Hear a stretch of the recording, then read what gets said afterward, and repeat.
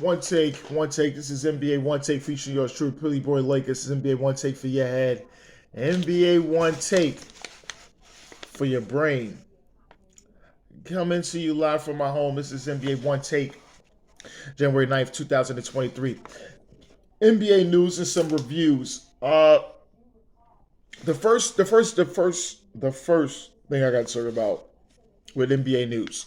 Kawhi Leonard got a big bag. He got a big bag. A 3-year, $152 million extension with the LA Clippers, which is going to be on average of a little over $50 million a year. This is somewhat well deserved. People will talk about his availability over the years, him not being there when they made that run to the conference finals. Because you got to understand, when he got hurt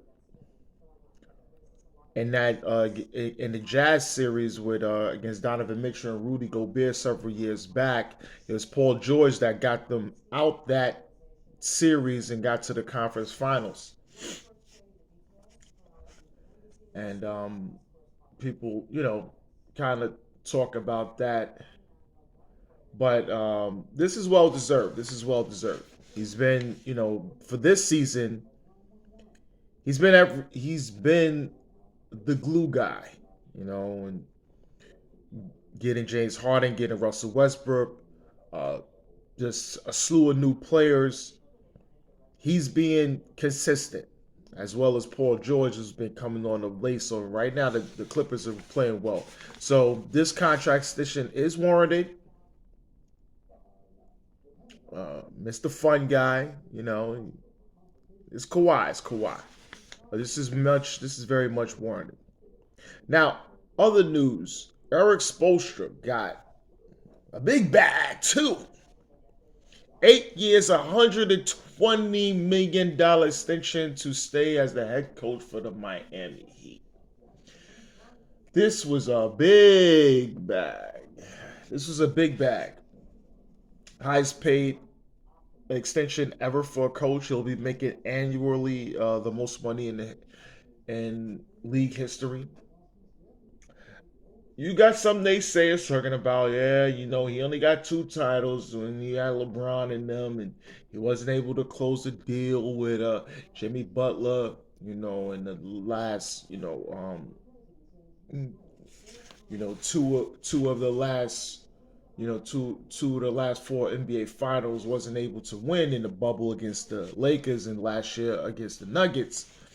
And, got some conference finals appearances, but he wasn't able to win. So people were like, saying this.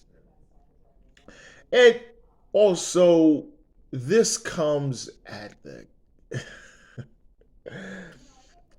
he gets his contract when his divorce is actually finalized and the ink is dry.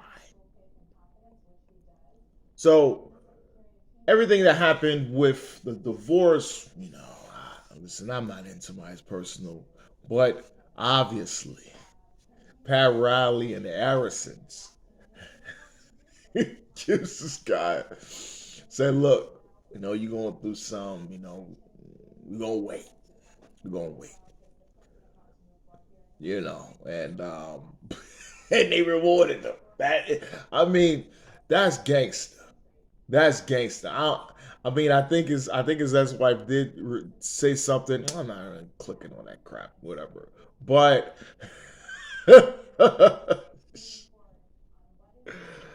oh man, no, not saying she missed out. Well, obviously she probably get half or whatever percentage or whatever. But he gets his big back. But obviously, it's gonna go to his kids and stuff like that. So he's I don't think he's that type of person. He don't play, but he's not. I don't think he's that type of guy. But obviously, they knew when to do it. So Spo is gonna be back in Miami. That's a good thing. Okay, I got 2 reviews. One is Rustin. This is with my man Coleman Domingo. It's representative of the civil rights movement. He's playing Bayard Rustin. You know,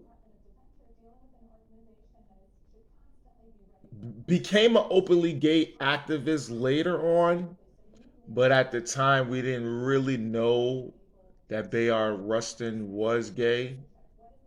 He was one of the founders of the movement. Um, going back to the 40s and 50s. This is before Martin Luther King, and then actually he became friends with Martin Luther King, took him under his wing, and they had some little falling outs and things like that. But he always was around to be for the movement of the people, the fight against equality, to have you know equal rights and so many other things that he fought for. He was really all over, and he had disagreements with the NAACP, man, and it's you know seeing that, because I also say, you know, when's Martin Luther King's birthday gonna be coming up? And it's always a celebration of him. But I always say Martin Luther King, if he was alive, would would actually want to have a celebration of actually everyone involved in uplifting the people in the entire movement. That's everyone. Even the groups that had odds at each other. But the main purpose was the people, right? The black people that's been oppressed financially, emotionally, systematic, systemic oppression. This is the things that Bayard Rustin fought for, and Martin Luther King also fought for as well. So it's a lot. There's a lot in this movie, but this movie was really good. It was really, really good. I like, because they just details on how the March on Washington in 1963 came upon. The next movie is Napoleon. This was a Ridley Scott movie with my man Joaquin Phoenix. This was great. I always like Ridley Scott. Everything that he does is just a real in depth, and Joaquin Phoenix is just another great performance as Napoleon. And Napoleon Bonaparte, we know for how he took over in France, and became fighting wars, fighting England, fighting he fought in Africa, fought everywhere, winning everywhere, and I think saw his demise. The one his last war he fought, he fought against the English and lost, and that was a